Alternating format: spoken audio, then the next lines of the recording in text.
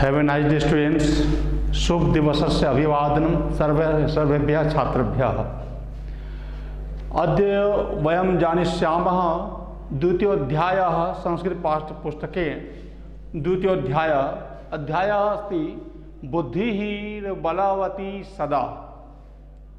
बुद्धिः बलवती सदा मतलब ये है कि बुद्धि ही हमेशा बलवती होती है।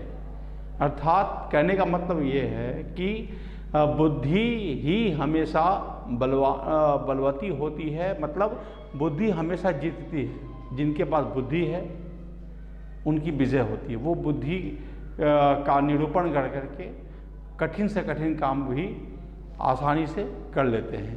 तो ये गद्य भाग है, थोड़ा इंट्रोडक्शन, पाठ परिचय।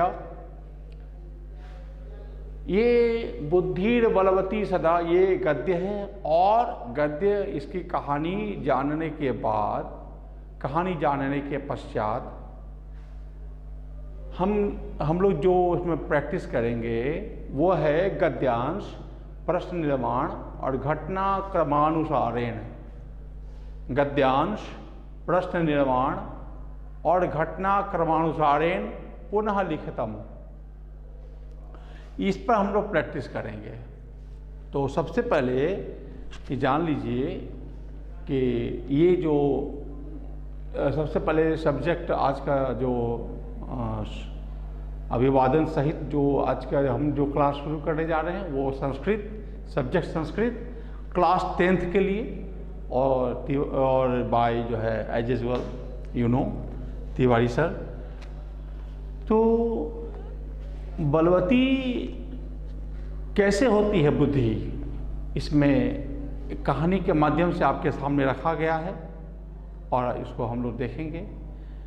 बुद्धि यस्य बलम तस्य, इसको ऐसे भी कह सकते हैं कि जिसके पास बुद्धि है उसी के पास बल है। आप लोगों ने खरगोश और शेर की कहानी तो सुनी होगी।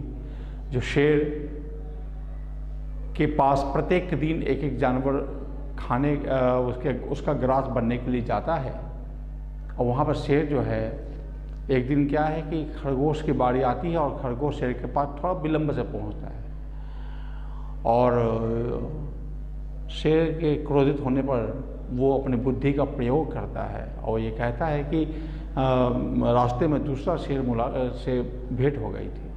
लेकिन जब वो शेर की खोज करता है तो क्या होता है, खरगोश उसे एक कुएं के पास ले जाता है। कुएं के अंदर पानी में, कुएं के अंदर के जल में अपना प्रतिबिंब देख करके शेर उसे दूसरा शेर समझता है और लड़ने के स्वप्न में वो उसमें डूब जाता है और उसमें छटपटा के समाप्त। जंगल में जो है एक खुशी का माहौल हो जाता है। तो उसने अपनी एक जानवर, छोटा सा जानवर, उसने अपनी बुद्धि का प्रयोग किया और बड़े से विशालकाय शेर का दमन कर दिया। तो यहाँ भी हम लोग एक कहानी के माध्यम से जानेंगे कि बुद्धि कैसे बलवती होती है, कैसे बलवान होती है, बुद्धि किस प्रकार से काम करती है। तो सबसे पहले आज हम लोग इसके चैप्टर को जानेंगे। उस चैप्टर को जानने के बाद तब हम लोग इसके प्रैक्टिस पर आएंगे, जो कि CBSE बोर्ड में क्वेश्चन का जो प्रारूप है उस प्रारूप पर हम लोग जाएंगे, उस फॉर्मेट पर हम लोग जाएंगे। तो सबसे पहले जो चैप्टर 2 आज हम लोग पढ़ेंगे, अद्य वयम द्वितीय अध्यायो पठिष्यामः। दूसरा अध्याय पढ़ेंगे, फर्स्ट चैप्टर के सारे प्रैक्टिस पूरे हो गए। आपसे कहना है कि आप उसे प्रैक्टिस में लाएं, आप उसे कॉपी करें, आप उसे अपने कॉपी पर लिखें और उसकी प्रैक्टिस करें। फर्स्ट चैप्टर का हमने सारा एक एक करवा दिया है। प्रश्न निर्माण हो, पद्य अन्वय हो या पद्यांश हो, अब सब हो गया। अब आज हम लोग सेकंड चैप्टर पर हैं। तो ये है कहानी, ये है कि अस्ति देवलाख्यो ग्रामः तत्र राजसिंहः नाम राजपुत्रः वसति स्म।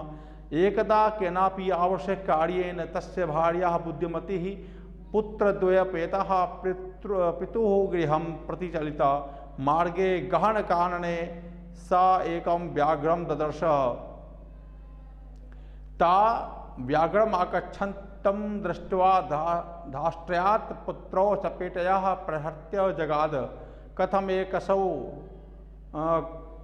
कथम एकैकशो व्याघ्रम भक्षणाय कलम कुर्वः अयमेव एकास्तावद्विभच्य भोज्यतां पश्चात अन्यो द्वितीयः कश्चिल्लक्ष्यते। आइए अब इसके श्लोक के इसके पद्यांश गद्यांश के मीनिंग को हम लोग जानें कि देउल नाम का एक गांव था, वहाँ राज सिंह नाम का एक राजपुत्र रहा करता था। एक बार किसी ज़रूरी काम से उनकी पत्नी बुद्धिमती दोनों पुत्रों के साथ पिता के घर की तरफ चली गई। रास्ते में घने जंगल में उन्होंने एक बाघ को देखा। बाघ को आता देखकर उसने धृष्टता से दोनों पुत्रों को एक एक थप्पड़ मारकर कहा कि एक एक बाघ को खाने के लिए तुम दोनों झगड़ा क्यों कर रहे हो? इस समय जो एक बाघ आया हुआ है उसे ही बांट कर खाओ, बाद में दूसरा अन्य बाघ को ढूंढा जाएगा, उनकी तलाश की जाएगी। यहाँ पर उन्होंने तुरंत अपनी बुद्धि का प्रयोग किया। उस स्त्री ने, उस बुद्धिमती नाम की महिला ने, जो राजसिंह राजा की पत्नी थी, रास्ते में बाघ को देखकर अपने तुरंत उन्होंने बुद्धि का प्रयोग किया और अपने बेटे को एक एक थप्पड़ मारने के बाद तुरंत उसे कहा कि इस तरह से तुम लोग जो है बाघ को खाने के लिए जिद क्यों कर रहे हो? एक एक बाघ पूरा चाहिए तुम लोगों को। अभी जो यहाँ पर एक बाघ सामने आया उसको बांट के खा लो, फिर दूसरा बाघ हम लोग बाद में देखेंगे, ये उसने कहा। और इसके बाद जो है कहानी को मैं शॉर्ट में ला देता हूँ, बाद में गद्यांश के तौर पर इसे पूरा हो जाएगा। और इसके बाद वो बाघ जो है वहाँ से इति श्रुत्वा व्याघ्रमारी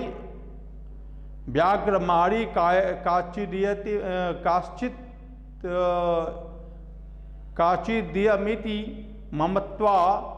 मत्वा व्याघ्रो भवाकुलो चित्तो नष्टः निज बुद्धया विमुक्ता सा भवाद व्याघ्रस्य भामिनी अन्योपि बुद्धिमालोके मुच्यते महतो भयात्। भयाकुलं व्याघ्रं दृष्ट्वा कश्चित् धृत श्रीगालः हसात आह भवान् कुतः भयात् पलायतः? व्याघ्रः गच्छ जम्बुकः त्वमपि किश्चित् गूढ़प्रदेशं यतो व्याघ्रम अदिति या शास्त्रे श्रूयते तयाहं हन्तुमारब्धः परं गृहीत कर जीवितो नष्ट शीघ्रं तग्रतः शीघ्रालः। व्याघ्र त्वया महत्कौतुकम् आवेदितं यन्मानुषादपि विभेषि। व्याघ्र प्रत्यक्षमेव मया सा आत्मपुत्रा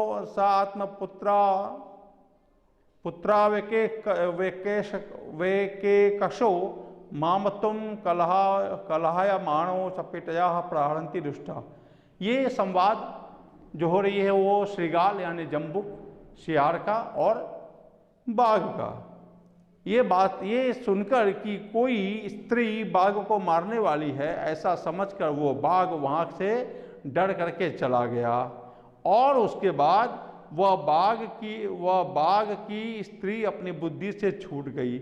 मतलब कि वो जो स्त्री है वो जो महिला थी बुद्धिमती, वो अपनी इस प्रकार के बुद्धि से उस बाघ से मुक्ति पाली। अन्य बुद्धिमान भी इसी तरह बुद्धि के बल से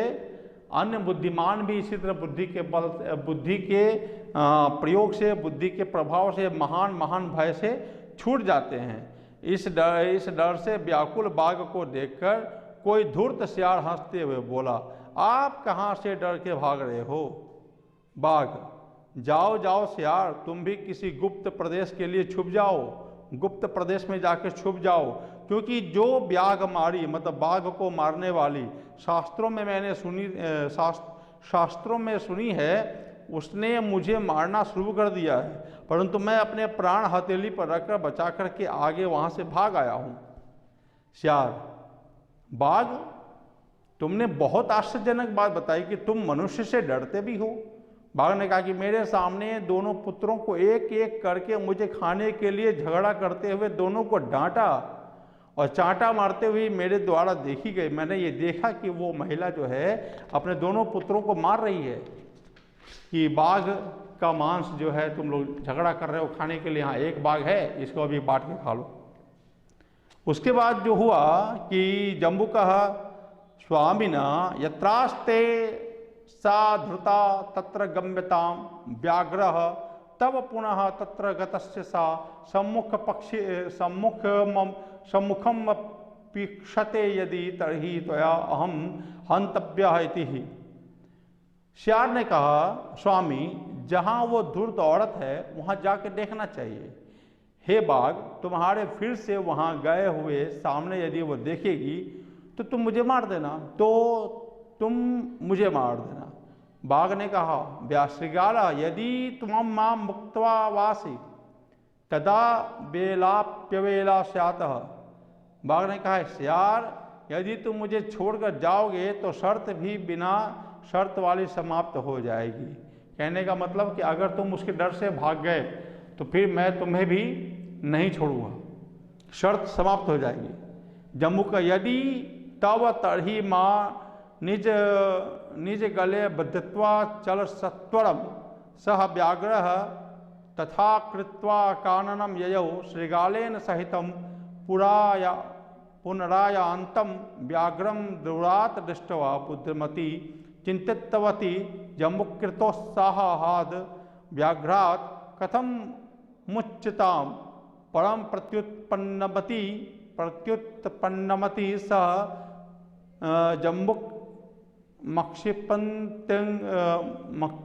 जम्बुकम मक्षिपन्त्यंगुल्याः तर्जन्यान्तुवाच रे रे धूर्त त्वया दत्तम मह्यं व्याघ्रं त्रयं पुरा विश्वास्याद्येकमाण्यं कथं यासि वधाधुना इत्युक्त्वा धाविता तूर्णं व्याघ्रमारी भयंकरा व्याघ्रो अपि सहसा नष्टः गलवद्ध श्रृगालकः। एव प्रकारेण बुद्धिमती व्याघ्रात् व्याघ्रजाद भवात् पुनरपि मुक्ता भवत्। अतः एव उच्यते बुद्धिर्वती तन्वी सर्वकार्येषु सर्वदा।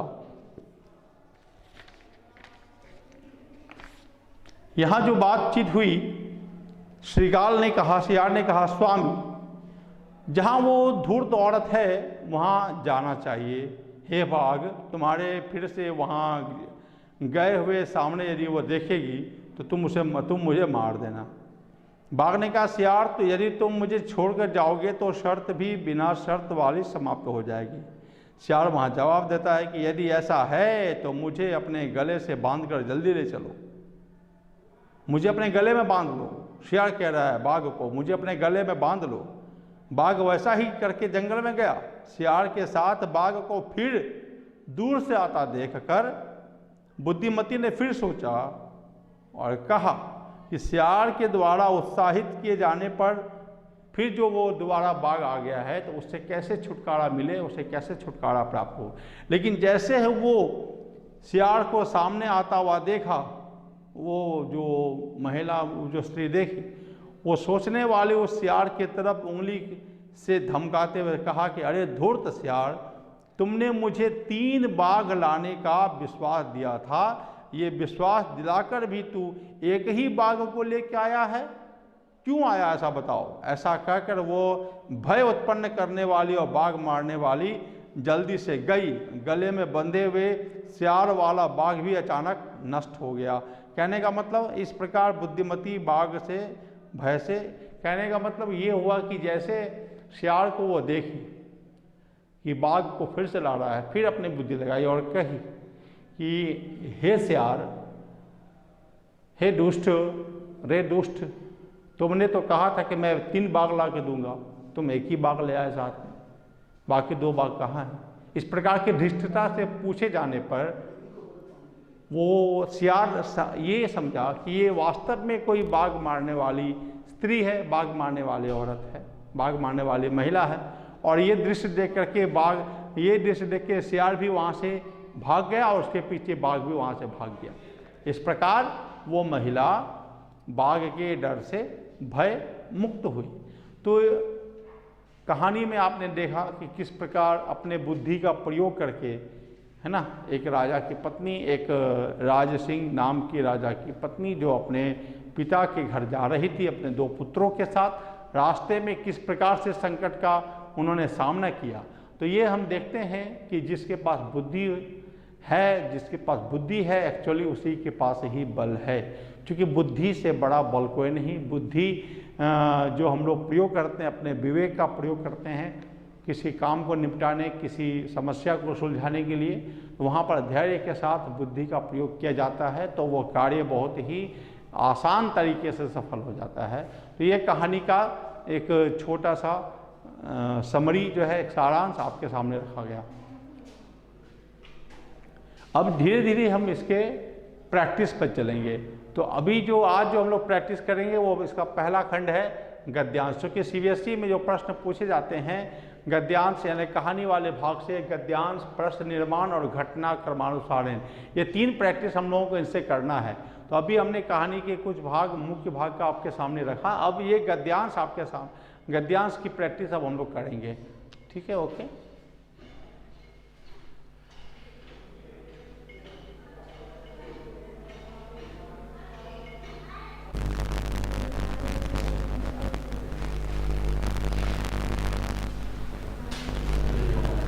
चैप्टर के मुख्य बातों को जानने के बाद जो इसका पहला, जो प्रथम इसका अभ्यास है वो है गद्यांश। और ऐसा कि जैसा कि आप लोगों ने इससे पिछले वाले क्लास 9th में आप लोगों ने पढ़ा है, इस चीज़ को बनाया भी है जो बुक से गद्यांश, पद्यांश, नाट्यांश, प्रश्न निर्माण, घटना क्रमानुसारण और विपरीतार्थक प्रश्न हो या पर्याय पद हो, इस तरह से प्रश्न पूछे जाते हैं। तो क्लास 10th में भी इस प्रकार से उनका अभ्यास करना है। क्लास 10th में भी इस प्रकार के सिलेबस रहेंगे। तो सेकंड चैप्टर में जो हम अभी जो हमने चैप्टर के जो कंटेंट बताए, अब इसका जो पहला प्रैक्टिस है वो है गद्यांश का। आज हम लोग इसका प्रैक्टिस देखें गद्यांश का, और एज यूजुअल ये 5 अंक का रहता है। तो अब ये गद्यांश आपको दिया गया है और गद्यांश के ही संदर्भ में 3 श्रेणी के प्रश्न या 3 कैटेगरी के प्रश्न रहेंगे। जैसा कि आपको क्लास 9 से ही ये बात पता है कि एक पदेन उत्तरतः, जिसमें 2 प्रश्न होंगे और आधे आधे मार्क के वो क्वेश्चन रहेंगे, यानी कि पूरे 1 मार्क हो गए एक पदेन उत्तरतः में। पूर्ण वाक्य उत्तरतः जो आपके सामने है, आप देख रहे हैं बोर्ड पर, ये जो है ये भी 1 मार्क का रहेगा। उसके बाद भाषिक कार्यम, इसके ठीक तुरंत बाद हम लोग भाषिक कार्यम का भी प्रैक्टिस करेंगे। अब ये जो है गद्यांश आपके सामने जो रखा हुआ है वो है कि अस्ति देवलाख्यो ग्राम, देवल नाम का एक गांव है, तत्र राज सिंह नाम राजपुत्र वसति स्म, वहाँ राज सिंह नाम के राजपुत्र रहा करते थे। एकदा केनापि आवश्यक कार्येन, एकदा केनापि आवश्यक कार्येन, एक बार किसी आवश्यक कार्य से, तस्य भार्या उसकी पत्नी, बुद्धिमती पुत्र द्वयो पिता, पुत्र जोड़ उपेता, मतलब दोनों पुत्र के साथ, दोनों पुत्र को लेकर पितुर गृहम, पिता के घर, प्रति चलिता, पिता के घर की तरफ गई। मार्गे गहन कानने, रास्ते में भीषण घने जंगल में, सा उसने एक व्याघ्रम बाघ को दर्दश देखा, उसने एक बाघ को देखा। सा व्याघ्रम गच्छन्तम, वह उसने आते हुए बाघ, व्याघ्रम जोड़ आगच्छन्तम, आते हुए बाघ को दृष्टवा देखकर, ध्राष्टयात पुत्रो चपेटया प्रहर्त्य, अपने दोनों पुत्रों को एक एक थप्पड़ लगा दी और जगाद, और कही, जोर से बोली कि कथम एक कसौ, क्यों एक एक करके व्याघ्रम भक्षणाय कलहम कुरुथः, क्यों एक एक बाघ को भक्षण करने के लिए लड़ रहे हो, कलह कर रहे हो। ये गद्यांश आपको दिया गया है। अब इस पे प्रश्न है, एक पदेन उत्तरता कि राज सिंह कुत्र वसति स्म। राज सिंह कुत्र वसति स्म, कहाँ रहते थे, कहाँ रहते थे। अब यहाँ पर देखिए बहुत सारे स्टूडेंट क्या करेंगे कि राज सिंह, यहाँ पर तत्र अस्ति देवलाख्यो ग्राम, तत्र राज सिंह नाम राजपुत्र वसति स्म। या तो स्टूडेंट क्या करते हैं कि पूरे सेंटेंस को उतार देते हैं, यहाँ से यहाँ तक अस्ति से वसति स्म तक उतार देंगे, तो लॉजिकली, ग्रामेटिकली और कंडीशनली तीनों तरीके से वो गलत हो जाएगा, क्योंकि वो क्वेश्चन है कि एक पदेन उत्तरता, केवल एक ही शब्द में उत्तर देने। तो यहाँ पर जो उसका प्रश्न है कि राज सिंह कुत्र वसति स्म, राज सिंह कहाँ रहते थे, तो अस्ति देवलाख्यो ग्राम तत्र राज सिंह नाम राजपुत्र वसति स्म। वहाँ राज सिंह नाम के राज सिंह नाम के राजपुत्र रहा करते थे। तो बहुत स्टूडेंट फिर यहाँ पर क्या करेंगे, गलती कर देंगे, तत्र लिख देंगे, तत्र।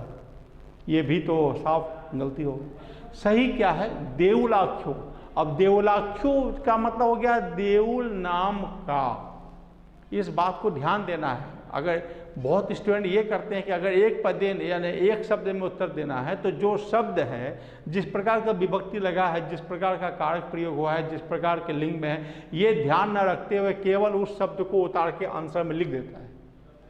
यहाँ पर वे सभी छात्र गलती करते हैं, क्योंकि प्रश्न के कल भी हमने बताया था कि प्रश्न का उत्तर, प्रश्न वाले शब्द जिस विभक्ति, लिंग, परस, पुरुष वचन में रहेगा, आंसर भी उसी में होगा। अब यहाँ पर है कि राज सिंह कुत्र वसति स्म, राज सिंह कहाँ रहते थे, तो राज सिंह देउल गांव में रहते थे। अब देउलाख्यो यहाँ का मतलब होता है देउल नाम का। ये आंसर पूरा कंप्लीटली सही नहीं है, तो सीधे आप यहाँ लिखिए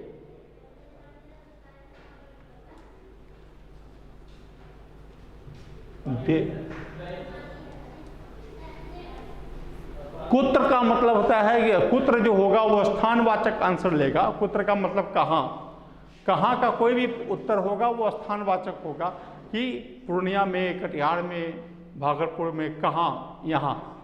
तो वो स्थानवाचक में हमेशा सप्तमी विभक्ति का प्रयोग किया जाएगा। तो अब इसका जो आंसर हुआ वो हो गया देउल ग्रामे। यहाँ देख लीजिए आंसर, देउल ग्रामे। अब इसका सही आंसर ये, नहीं तो बहुत सारे स्टूडेंट क्या करते हैं कि ये आंसर यहाँ मिला देवलाख्यो, और देवलाख्यो ही यहाँ उतार देते हैं, जो कि लॉजिकली वो आंसर, लॉजिकली, ग्रामेटिकली, कंडीशनली तीनों तरीके से वो उत्तर गलत हो जाएगा। इसलिए इसको सही लिखेंगे देउल ग्रामे। दूसरा प्रश्न है बुद्धिमती कम प्रतिचलिता। बुद्धिमती किसकी ओर चल गई, बुद्धिमती किसकी ओर गई, बुद्धिमती कम प्रतिचलिता। अब यहाँ उत्तर देखिए, यहाँ उत्तर इसी गद्यांश से होगा इसका कि एकदा केनापि आवश्यक कार्येन तस्य भार्या बुद्धिमती पुत्र देवोपेता पितुगृहं प्रति चलिता। पितुगृहं प्रति। अब ये जो शब्द है वो इसमें संधि लगा हुआ है, पितुगृहं प्रति। यहाँ जो ये रेफ है वो ठीक उसी कंडीशन में जैसे हम लोग निर्बल, दुर्बल, दुर्जन, इन सब का संधि विच्छेद बनाते हैं। तो इसका संधि विच्छेद क्या हो जाएगा, पितुः जोड़ गृहम, मतलब पितुः जो है वो षष्ठी विभक्ति हो गया, तो पिता के घर के प्रति गई। अब इसका जो उत्तर होगा कम प्रति, कहाँ गया, बुद्धिमती कहाँ गई, किसकी तरफ गई, तो पितु घर गृहम प्रति, पिता के घर की ओर गई। तो उत्तर क्या लिखेंगे, केवल लिखेंगे पितुः गृहम, पितुः गृहम, पिता के घर की ओर गई। ये था एक पदेन उत्तरता। अब है देखिए यहाँ क्वेश्चन में कि पूर्ण वाक्यन उत्तरता। पूर्ण वाक्यन उत्तरता में जो प्रश्न है कि सा पुत्रो चपेटया प्रहृत्य किम जगात, वह पुत्रों को थप्पड़ मारते हुए क्या बोली। अब यहाँ जो उत्तर लिखा हुआ है गद्यांश में, जो लिखा हुआ है कि साहा व्याघ्रम आगच्छन्तम दृष्ट्वा भ्राष्ट्रयात् पुत्रो चपेटया प्रहृत्य जगाद कथम एकेकशौ व्याघ्रम भक्षणाय कलहम कुरुथा। क्यों तुम लोग एक एक बाघ को मारकर एक एक बाघ को भक्षण करने के लिए कलह कर रहे हो। ये जो उसका स्टेटमेंट है उस बुद्धिमती का, ये हम लोग इंग्लिश ग्रामर में पढ़ते हैं, है ना, direct speech indirect speech, narration में आप लोग पढ़ते होंगे। तो ये उसी स्टेटमेंट में है, ये उसी कथन में है। तो हम लोग उसको अब इसका ये जो प्रत्यक्ष कथन अप्रत्यक्ष कथन, डायरेक्ट स्पीच इनडायरेक्ट स्पीच, प्रत्यक्ष कथन अप्रत्यक्ष कथन, तो हम लोग अभी इस प्रत्यक्ष कथन को अप्रत्यक्ष कथन में लिखेंगे। आंसर में पूर्ण वाक्य में कभी भी उत्तर लिखेंगे ये कोशिश करेंगे कि हम लोग उत्तर हमेशा अप्रत्यक्ष कथन में ही लिखेंगे। आंसर भले ही इसी गद्यांश से होगा। तो अब इसका ये जो प्रश्न है कि सा पुत्रो चपेटया प्रहृत्य किम जगात, क्या वो बोली, क्या वो डांट करके बोली अपने पुत्रों को। तो अब उसने अपने पुत्रों को डांट कर बोली कि एक एक बाघ खाने के लिए क्यों झगड़ रहे हो।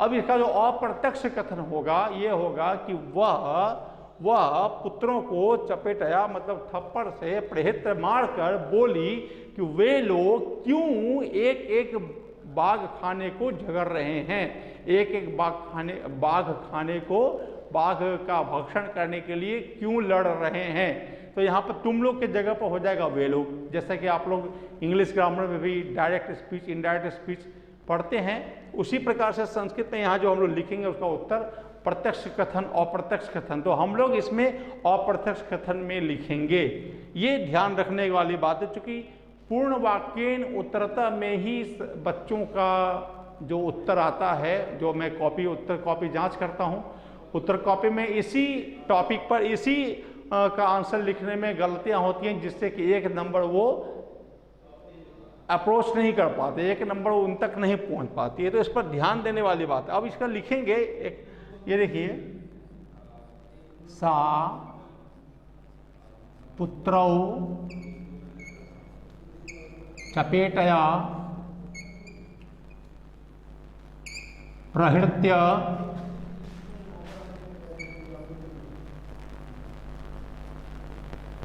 जगाद यत् कथम ते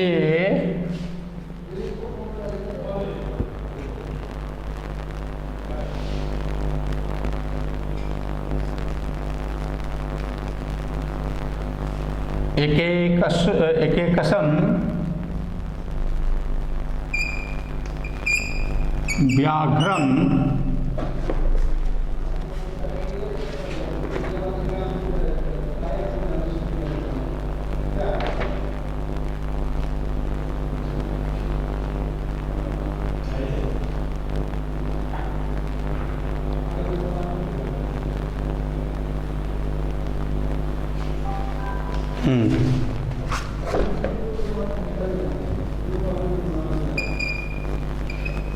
खादितुम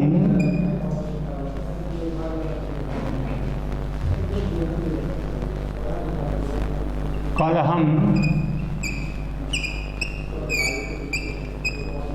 कुर्वन्ति।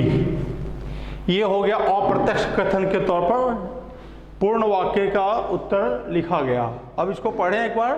क्वेश्चन है कि सा पुत्रों चपेटया प्रहृत्य किम जगात, वह पुत्र को थप्पड़ मार के क्या बोली। तो सा आंसर यहाँ पर है उत्तर, सा पुत्रो चपेटया प्रहृत्य जगाद, वह पुत्रों को थप्पड़ मारकर बोली यत कि कथम ते क्यों वे लोग एक एक कसम एक एक कर व्याघ्रम बाघ को खादितुम कलहम कुर्वन्ति, बाघ को खाने के लिए झगड़ा कर रहे हो या कलह कर रहे हो। तो ये गद्यांश है और गद्यांश में अभी जो प्रश्न पूछे जाते हैं दो श्रेणी में देखा गया, एक पदेन उत्तरता और पूर्ण वाक्यन उत्तरता। अब इसमें एक प्रश्न और पूछा जाता है, वो है भाषिक कार्यम। जैसा कि आप लोगों ने क्लास 9th में भी इस चीज़ को कंप्लीट किया है, इस चीज़ को सॉल्व किया है, उत्तर दिया है आप लोगों ने कि भाषिक कार्य में किस प्रकार के प्रश्न रहते हैं। भाषिक कार्य में विपरीतार्थक प्रश्न, विपरीतार्थक संदर्भ हो सकता है, पर्यायवाची का संदर्भ हो सकता है, कर्ता और क्रिया का संदर्भ हो सकता है, पुरुष का संदर्भ हो सकता है, संधि विच्छेद का संदर्भ हो सकता है, उपसर्ग प्रत्यय का संदर्भ हो सकता है। कहने का अर्थ है कि कुछ भी संदर्भिक 3 प्रश्न क्वेश्चन रहेंगे, 3 प्रश्न रहेंगे और तीनों प्रश्नों के उत्तर इसी गद्यांश से होगा। तो अब ये दोनों जो आपके पास एक पदेन उत्तरता और पूर्ण वाक्य उत्तरता आपके सामने है, चंद पल के लिए ये आपके सामने बोर्ड पर है। अब इसके बाद हम लोग भाषिक कार्य का अभ्यास करेंगे। तो ये आपके सामने एक बार आप इसको देख लें।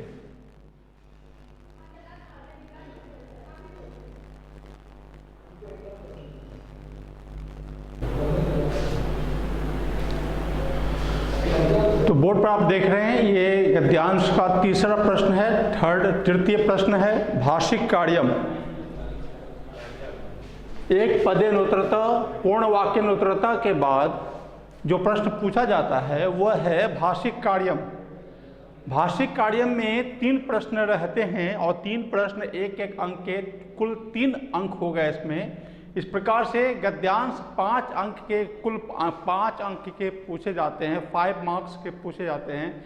एक यानी जो पूर्ण वाक्यन उत्तरता है वो 1 नंबर का, जो एक पदेन उत्तरता है वो आधे मार्क्स में 2 प्रश्न रहेंगे, वो 1 नंबर हो गए।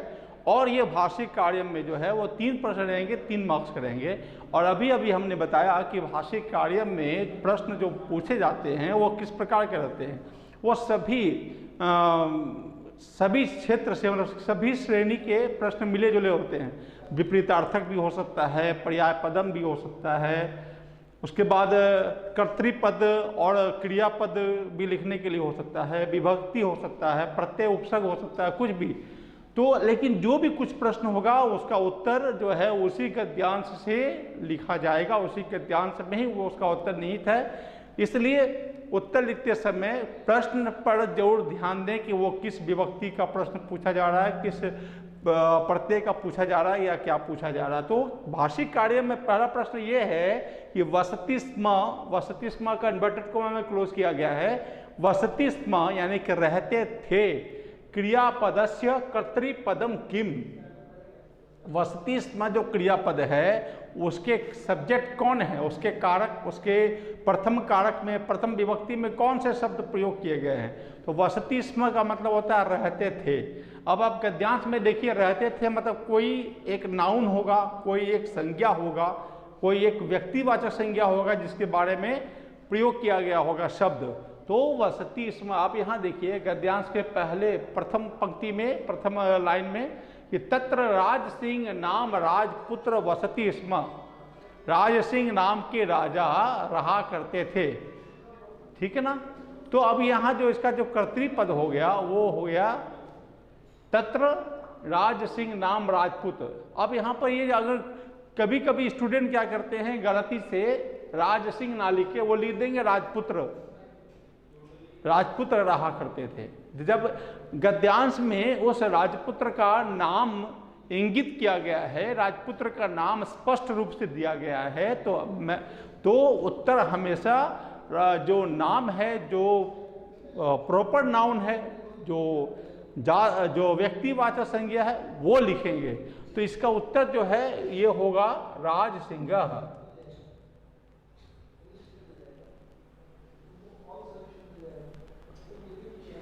थोड़ी सी बातों पर ध्यान देना अत्यंत आवश्यक इसलिए है कि जितने भी प्रश्न हैं सबके वस्तुनिष्ठ उत्तर, मतलब सबके एक एक पद में या एक एक अंक में या एक एक सेंटेंस में प्रश्न पूछे जाते हैं। अगर वो सही हुआ तो 1 अंक आपको पूरा मिलना है, अगर सही नहीं हुआ तो 1 अंक का वो कट जाना है। इस तरह से कई प्रश्नों में अगर एक एक अंक करके कटता चला गया तो सोचिए कि आपको अंक कितने मिलेंगे। इसलिए थोड़ी थोड़ी बातों पर ध्यान देना है, तो ये आपका प्रैक्टिस बहुत अच्छा होगा। जो वसति स्म क्रियापद से कर्तृपदम किम, उत्तर लिखेंगे राज सिंह। कभी भी भाषिक कार्य में कभी भी पूरे सेंटेंस में आंसर नहीं लिखना है। कई स्टूडेंट का हमने देखा है कि लिखा हुआ है, कॉपी पे लिखा हुआ मिलता है कि वसति स्म क्रियापदस्य कर्तृपदमस्ति राजपुत्रः।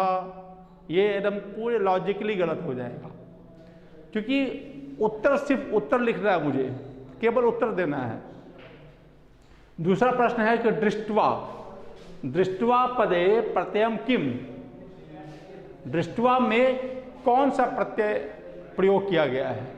दृष्ट्वा में कत्वा प्रत्यय प्रयोग किया गया है, जैसा कि आपने क्लास 9 में प्रत्यय का चैप्टर पढ़ा है। इसका स्पेलिंग पर ध्यान देना है। क और त दोनों संयुक्त है, क और त, क और त दोनों संयुक्त है। फिर वह आकर कत्वा, कत्वा का प्रयोग हम लोग करते हैं पूर्वकालिक क्रिया जब होगा, यानी क्रिया प्लस कर, जैसे जाकर, खाकर, पढ़कर, लिखकर, बोलकर, हंसकर।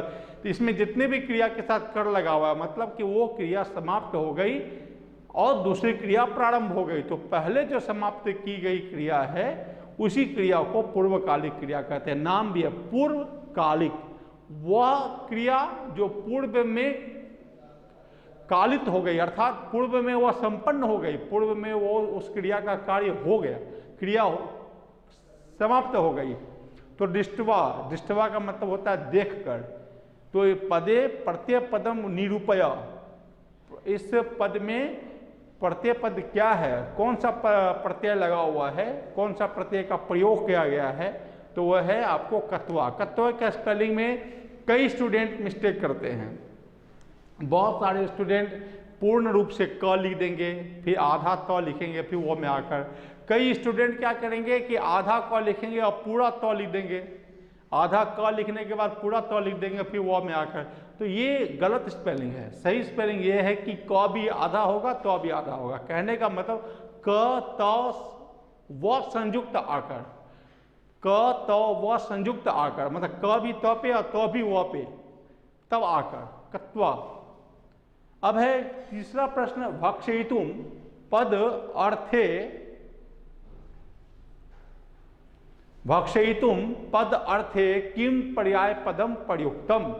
अब इस पर्यायवाची शब्द तो बहुत सारे पर्यायवाची शब्द हो सकते हैं, एक शब्द के बहुत सारे पर्यायवाची शब्द हो सकते हैं, लेकिन इस समय वही पर्यायवाची शब्द उत्तर सही होगा जो आपके गद्यांश में दिया गया है। इस बात को बिल्कुल अच्छी तरह से समझना है, क्योंकि अगर यहाँ लिखा हुआ है कि पर्यायवाची शब्द लिखे, तो पर्यायवाची शब्द बहुत सारे शब्द लोग पर्यायवाची लिख देते हैं। कभी कभी ऐसे शब्द भी लिख देते हैं जो गद्यांश में नहीं होता है।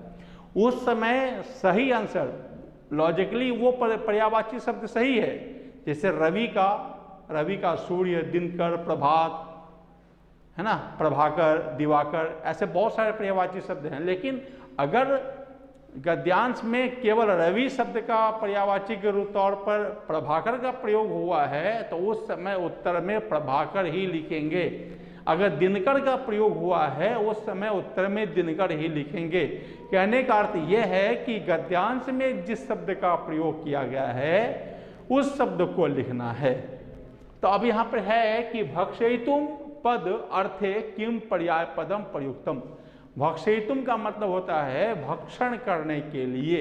आप लोगों को पढ़ाया गया है, आप लोग क्लास 9th में जाने भी हैं, पढ़े भी हैं इस चीज़ को, कि तुम जिस क्रिया के अंत में तुम का हम लोग साउंड देखते हैं, तुम का हम लोग ध्वनि देखते हैं, तो उसमें ये होता है कि उसमें तुमुन प्रत्यय लगाया गया है।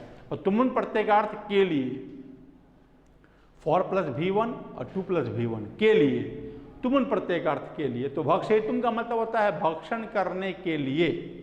और के लिए का जब हम लोग किसी नाउन के साथ प्रयोग करते हैं तो वो हो जाता है चतुर्थी विभक्ति में। संज्ञा के साथ प्रयोग करते हैं वो हो जाता है चतुर्थी विभक्ति में, संप्रदान को के लिए।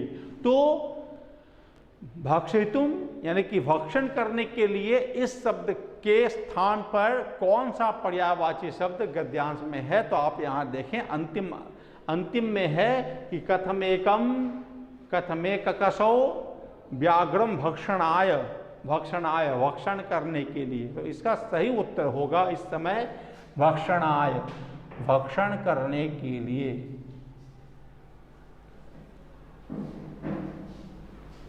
ठीक है। तो इस तरह से पहला टॉपिक इस गद्यांश का, इस गद्य वाले भाग का, कहानी वाले भाग का, स्टोरी वाले भाग का पहला जो सेक्शन है ना, पैसेज, जिसको हम लोग इंग्लिश में कहते हैं पैसेज, यानी गद्यांश, वो गद्यांश का टॉपिक, एक टॉपिक कंप्लीट हुआ। इसके बाद हम लोग तब जो है प्रश्न निर्माण की ओर चलेंगे। तो अभी गद्यांश का जो अंतिम प्रश्न आपने देखा, भाषिक कार्यम, इस भाषिक कार्यम को एक बार फिर से पुनः देख लें, फिर उसके बाद हम लोग चलेंगे प्रश्न निर्माणम।